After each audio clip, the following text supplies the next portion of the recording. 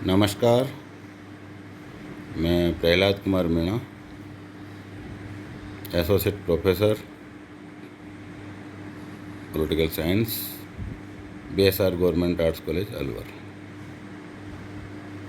इस e class में आप सभी का स्वागत। ये e lecturer BA part 3 honours paper 9 के लिए है। इससे पहले के वीडियो में हमने जो प्रथम विचारक है पाश्चात्य प्रतिनिधि राजनीतिक विचारकों का, प्लेटो, उसके बारे में संपूर्ण जानकारियों के बारे में चर्चा की। सामान्य जीवन परिचय से लेकर उसके ग्रंथों की रचनाओं का, शिक्षा योजना का, साम्यवाद की योजना का, आदर्श राज की योजना का, न्याय के सिद्धांत का, इन सब के बारे में हमने विस्तार से जाना। इसी कड़ी में आज हम जो पाश्चात्य राजनीतिक विचारक हैं उनमें दूसरे विचारक अरस्तु के बारे में चर्चा करेंगे। चूँकि प्लेटो एक कल्पनावादी या दार्शनिक या आदर्शवादी विचारक रहे हैं और प्लेटो ने जो अपनी शिक्षा अकादमी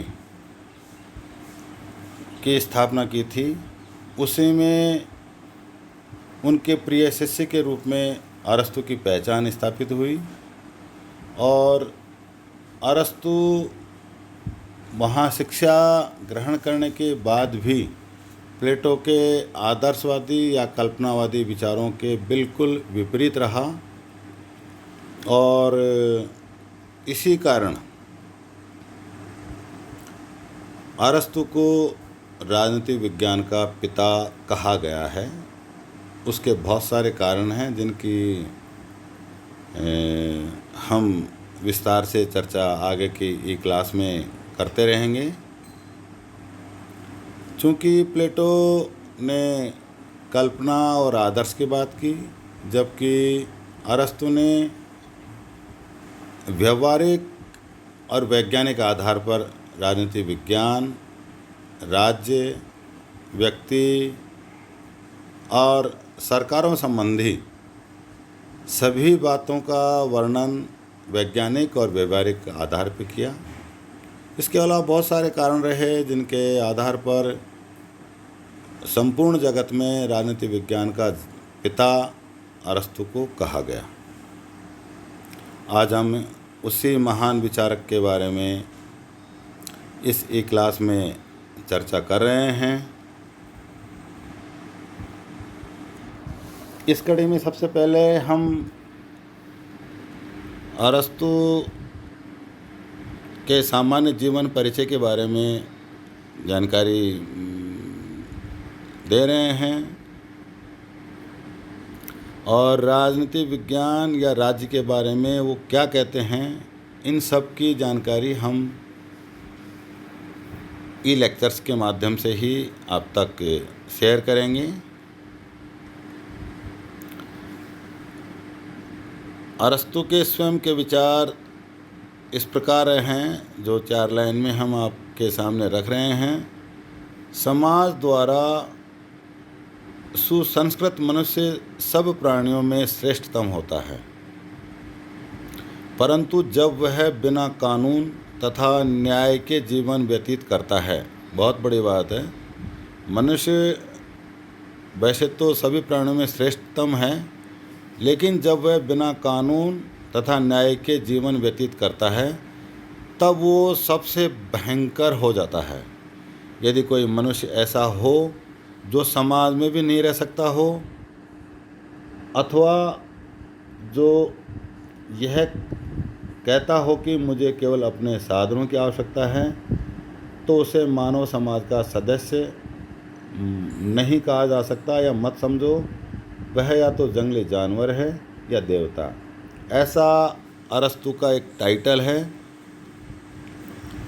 अब हम अरस्तु के सामान्य जीवन के बारे में या जीवन परिचय के बारे में जानकारी का उल्लेख कर रहे हैं। विश्व में अरस्तु को एथेंस के विचारक के रूप में मानते हैं, परंतु अरस्तु एथेंस का जन्मजात नागरिक नहीं था। अरस्तु का जन्म 384 ईसा पूर्व में मकदूनिया के तट पर स्टेगिरा नामक स्थान पर एक शाही चिकित्सक के घर में हुआ था। मकदूनिया में राजतंत्र था, नगर राज्य नहीं।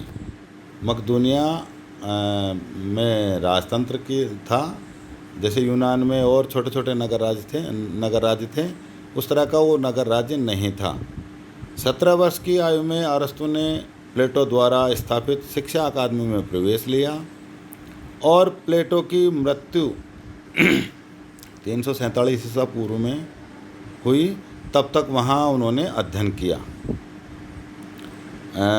प्लेटो अरस्तु की योग्यता से प्रभावित था और उसे वह अपनी अकादमी का मस्तिष्क कहता था। अरस्तु इस अकादमी का प्रधान बनना चाहता था, परंतु विदेशी होने के कारण उसे यह पद प्राप्त नहीं हो पाया। और यदि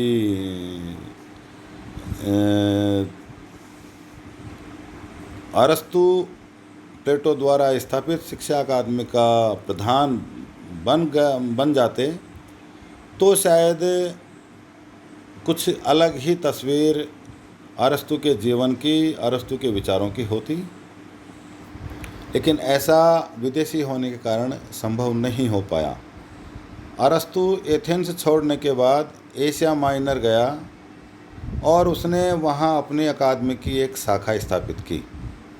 वहाँ के तत्कालीन राजा हर्मीज ने उसकी बौद्धिक क्षमता से प्रभावित होकर अपनी दत्तक पुत्री पिथियास की शादी उनसे कर दी। हर्मीज के दरबार में 3 वर्ष रहते समय ही वहाँ उसने ईरान के निरंकुशवाद को चरम पर देखा। देखो वहाँ रहते हुए उन्होंने ईरान में जो आतंकवाद या निरंकुशतावाद शासकों द्वारा चल रहा था उसको देखा, उससे उनके विचार प्रभावित हुए। 342 ईसा पूर्व में उसे मकदूनिया के शासक फिलिप ने अपने 13 वर्षीय पुत्र सिकंदर को शिक्षा देने के लिए अरस्तु को मकदूनिया बुलाया और अरस्तु ने सिकंदर को 6 वर्ष तक अध्ययन करवाया। जब सिकंदर विश्व विजय के लिए निकला तो अरस्तु एथेंस लौट आया और स्वतंत्र विचारक के रूप में कार्य करने लगा। 334 ईसा पूर्व में एथेंस में उसने अपना एक निजी शिक्षा संस्थान स्थापित किया जो लीसियम के नाम से विख्यात हुआ। प्लेटो की तरह ही अरस्तु ने भी अपना एक शिक्षा संस्थान एथेंस में स्थापित किया, जिसका नाम लीसियम रखा और इसी नाम से वो विख्यात हुआ। वह 12 वर्षों तक इसका प्रधान रहा। 322 ईसा पूर्व में सिकंदर की मृत्यु के बाद जब मकदूनिया विरोधी दल को एथेंस में सत्ता प्राप्त हुई तो अरस्तु ने अपने आप को सुकरात वाली स्थिति से बचाने के लिए कलिसिस को भाग गया, क्योंकि धर्म के प्रति अविश्वास का आरोप उस पर भी लगाया जा चुका था और उसी वर्ष उनकी मृत्यु हो गई। कुछ विचारक मानते हैं कि उसकी मृत्यु स्वाभाविक न होकर आत्महत्या का परिणाम थी।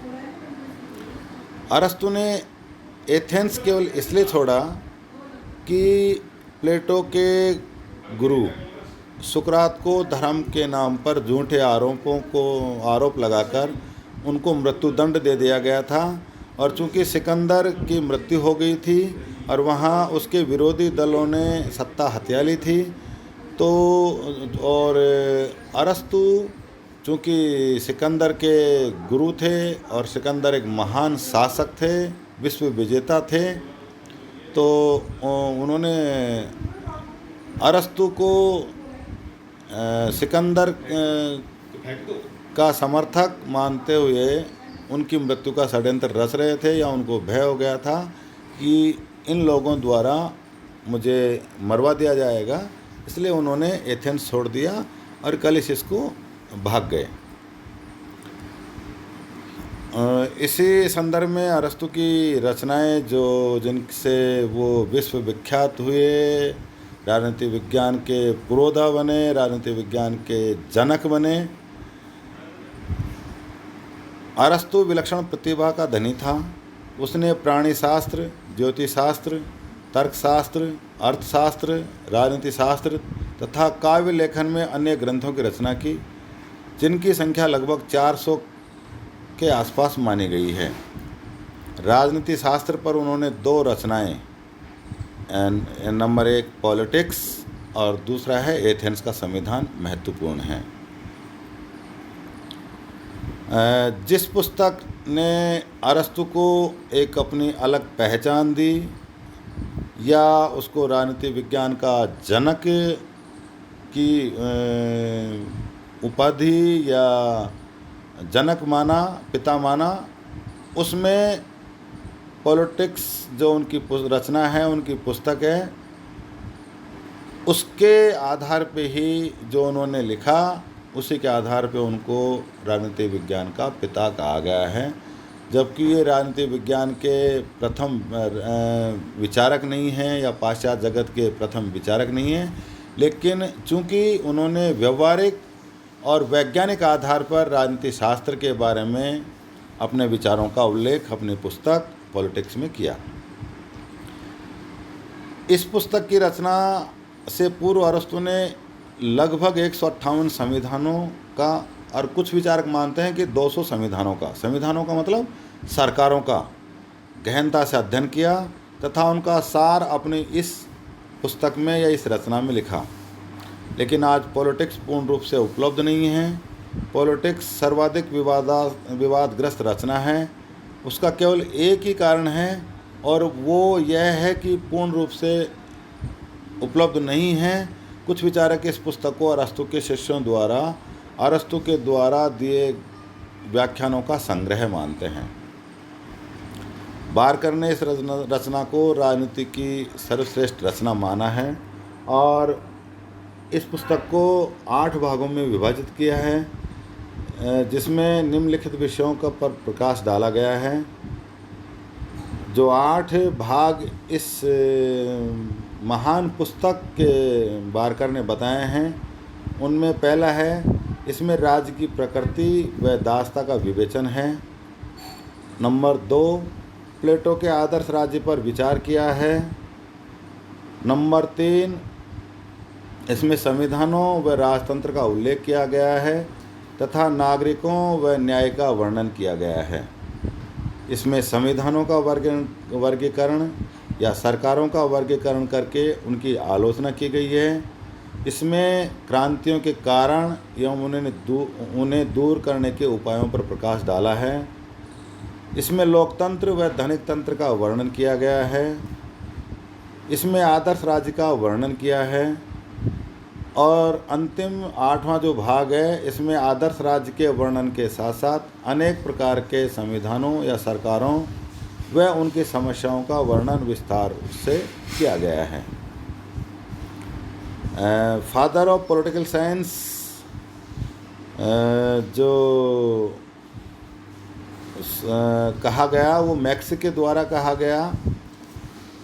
अरस्तु को जो राजनीति विज्ञान का जनक कहा है, वो मैक्स ने कहा है, और वो बिल्कुल उचित उपाधि उनको मैक्स द्वारा दी गई है, क्योंकि उन्होंने राजनीति विज्ञान या राजनीति शास्त्र के बारे में एक अलग ही विचार या धारणा उत्पन्न की या फैलाई, और उन सब का उल्लेख उन्होंने अपनी पुस्तक पॉलिटिक्स में किया है। मैक्सी ने जो कहा है, उस संदर्भ में हम जान सकते हैं कि इस कथन में कोई अतिशयोक्ति नहीं है कि पश्चिमी राजनीति विज्ञान अरस्तु से ही प्रारंभ होता है। यद्यपि अरस्तु से पूर्व प्लेटो ने राजनीति पर विचार किया था, किंतु उनके संपूर्ण विचार काल्पनिक थे या आदर्शवादी थे। प्लेटो की पद्धति निगमनात्मक है और वह केवल इस बात पर विचार करता है कि आदर्श राज्य कैसा होना चाहिए। वह राजनीति पर क्रमबद्ध रूप से विचार करने वाला राजशास्त्री नहीं था। प्लेटो का केवल यही था कि आदर्श राज्य कैसा हो, दार्शनिक राजा कैसा हो।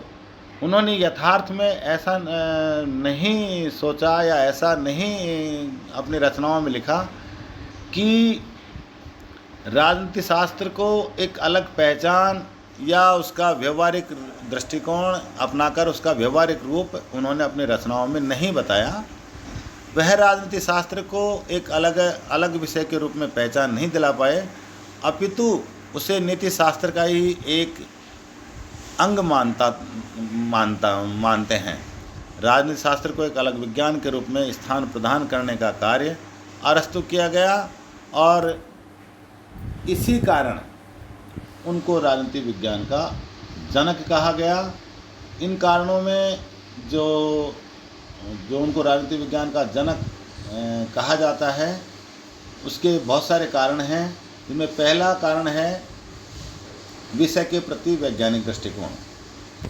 अरस्तु ने अपने सिद्धांतों का प्रतिपादन करने से पूर्व अपने समय की सभी राजनीतिक संस्थाओं का अध्ययन किया, पर हम इस बात की चर्चा कर चुके हैं कि उन्होंने अपनी रचना पॉलिटिक्स की रचना करने से पहले लगभग 200 संविधानों या सरकारों का अध्ययन किया और उनका सार अपने इस महान पुस्तक पॉलिटिक्स में उनका उल्लेख किया। और जो बारकर ने 8 भाग बताए हैं, उन सब के बारे में विस्तार से उनका अध्ययन करने के बाद में विस्तृत विवरण उस पुस्तक में लिखा। अरस्तु ने, जैसा हम बता चुके हैं कि अरस्तु ने अपने सिद्धांतों का प्रतिपादन करने से पूर्व अपने समय के सभी राजनीतिक संस्थाओं का अध्ययन किया तथा उसके बाद उनका क्रमबद्ध व वैज्ञानिक तथ्यों के आधार पर निष्कर्ष निकाला। अपने पुस्तक पॉलिटिक्स की रचना से पूर्व उसने लगभग 200 संविधानों या सरकारों का अध्ययन कर तथ्यों को इकट्ठा किया। जो जनक, राजनीति विज्ञान का जनक मानने का दूसरा कारण है वो है यथार्थवादी विचार। अरस्तु प्रथम विचारक हैं जिसने राजनीति पर यथार्थवादी व व्यवहारिक दृष्टिकोण से विचार किया। अपने यथार्थवादी दृष्टिकोण के कारण ही अरस्तु ने आदर्श राज्य या दार्शनिक राज्य, संपत्ति के साम्यवाद तथा स्त्रियों के साम्यवाद जैसी प्लेटो की कल्पनावादी विचारधाराओं का खंडन किया, उनका विरोध किया। जबकि प्लेटो अरस्तु के गुरु थे और प्लेटो स्वयं अपना प्रिय शिष्य अरस्तु को मानते थे, शिक्षा अकादमी का मस्तिष्क कहते थे, उनकी प्रतिभा से बहुत प्रभावित थे। लेकिन वो आदर्शवादी विचारधाराओं से बाहर नहीं निकल पाए, जबकि अरस्तु जो उनका प्रिय शिष्य था वो यथार्थवादी विचार को लेकर अपने रचनाओं में उनका विवरण देता है। तीसरा जो कारण है कानून की सर्वोच्चता का प्रतिपादन। अरस्तु सर्वाधिक बुद्धि संपन्न व्यक्तियों के विवेक के स्थान पर परंपरागत नियमों और कानूनों की श्रेष्ठता में विश्वास किया, जबकि प्लेटो सर्वोच्च व्यक्ति के शासन में विश्वास करता है और वह कानून व नीति से सर्वोच्च मानता है। जबकि अरस्तु विधि के शासन में विश्वास करता है। अरस्तु के कानून या संप्रभुता की सर्वोच्चता के विषय पर विचार आधुनिक राजनीति को एक विशेष देन है, क्योंकि इससे पहले प्लेटो ने या दूसरे अन्य जो राजनीतिक विचारक थे उन्होंने केवल एक नैतिकता के आधार पर या परंपरागत नियमों के आधार पर ही शासन या सरकार के बारे में विचार किया। जो राजनीतिक विज्ञान के पिता मानने का चौथा कारण है वो है सरकार के अंगों का उल्लेख।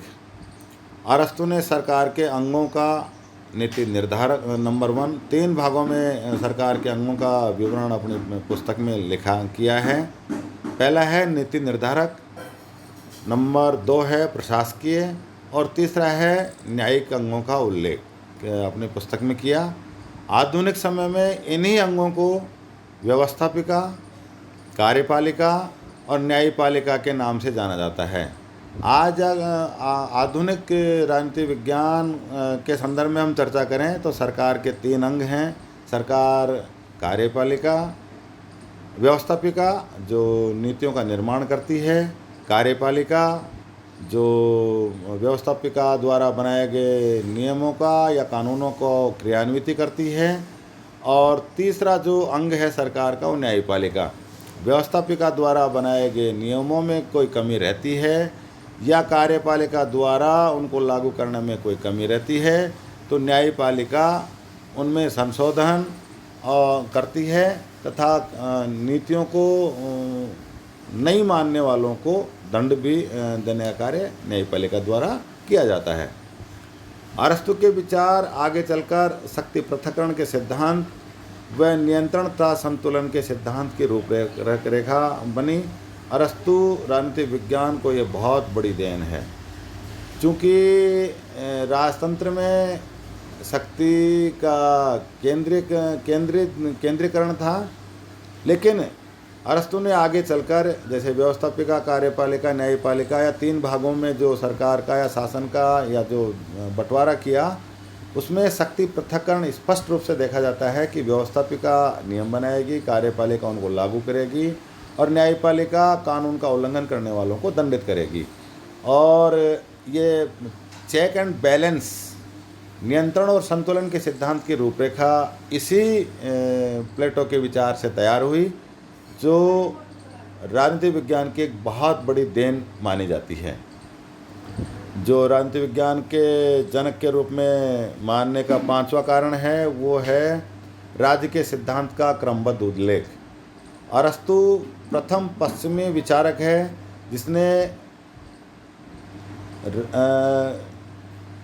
राज्य के जन्म, उसके विकास से लेकर उसके स्वरूप, सरकार के निर्माण तथा कानून की सर्वोच्चता आदि महत्वपूर्ण सिद्धांतों का प्रतिपादन किया। व्यक्ति एक राजनीतिक प्राणी है कि अभिव्यक्ति अरस्तु ने ही की तथा आधुनिक युग में वो स्वयं सिद्ध सिद्धांत के रूप में स्वीकार किया गया। राज्य के सिद्धांत का जन्म से लेकर उसके आधुनिक विकास तक की जो बात अरस्तु द्वारा बताई गई, क्रमबद्ध रूप से बताई गई, उस कारण भी अरस्तु को राजनीति विज्ञान का पिता कहा जाता है। नंबर 6 है तुलनात्मक अध्ययन पद्धति का प्रारंभ उन्होंने किया। अरस्तु ने अनेक राज्यों एवं उनकी सरकारों तथा व्यवस्थाओं का अध्ययन तुलनात्मक दृष्टि से किया। जैसे पहले हम चर्चा कर चुके हैं कि अरस्तु ने लगभग 200 सरकारों या संविधानों का अध्ययन किया और उनका तुलनात्मक विश्लेषण भी किया, और तुलनात्मक दृष्टि से अध्ययन उनके माध्यम से या उनके द्वारा ही प्रथम बार शुरू किया गया तथा सत्यता एवं तथ्यों पर आधारित वैज्ञानिक ढंग से उनका प्रतिपादन किया। अरस्तु युगों तथा पीढ़ियों के अनुभवों पर विश्वास करता था तथा उनके इतिहास को अपने अध्ययन का आधार उन्होंने बनाया। नंबर 7 जो राजनीति विज्ञान के जनक के रूप में पहचान दिलाता है या उनको दिलवाई है, वो है राजनीति विज्ञान को स्वतंत्र पहचान अरस्तु द्वारा ही दिलवाई गई, इसलिए भी उनको राजनीति विज्ञान का जनक कहा जाता है। प्लेटो ने राजनीति शास्त्र को नीति शास्त्र का अंग माना था, परंतु अरस्तु ने इसे अलग स्वरूप प्रदान करते हुए कहा कि नीति शास्त्र व्यक्ति की भलाई का शास्त्र है, अर्थशास्त्र घरेलू भलाई का शास्त्र है, जबकि राजनीति शास्त्र समस्त मानव व समाज के कल्याण को प्रतिपादित करने वाला शास्त्र है जो सर्वोच्च है। प्लेटो राजनीति शास्त्र को नीति शास्त्र का ही एक पार्ट मानते थे। अर्थशास्त्र को घरेलू आर्थिक व्यवस्थाओं का शास्त्र मानते थे, जबकि प्लेटो ने संपूर्ण रूप से राजनीति शास्त्र को व्यक्ति की भलाई का शास्त्र, अर्थशास्त्र और नीति शास्त्र, इन सब का प्रतिपादन करने वाला और समस्त मानव या मानव समाज का भला करने वाला शास्त्र के रूप में सर्वोच्च स्थान राजनीति विज्ञान को दिया है। इन आधारों पर सामूहिक रूप से विचार करने पर हम मैक्सी के इस कथन से सहमत हो सकते हैं कि अरस्तु राजनीति विज्ञान के प्रथम पिता हैं या अरस्तु प्रथम राजनीतिक वैज्ञानिक हैं। आज की इस क्लास में इतना ही। अगली क्लास में हम अरस्तु के विचारों का निरंतर अध्ययन करते रहेंगे। तब तक घर में रहें, सुरक्षित रहें। धन्यवाद।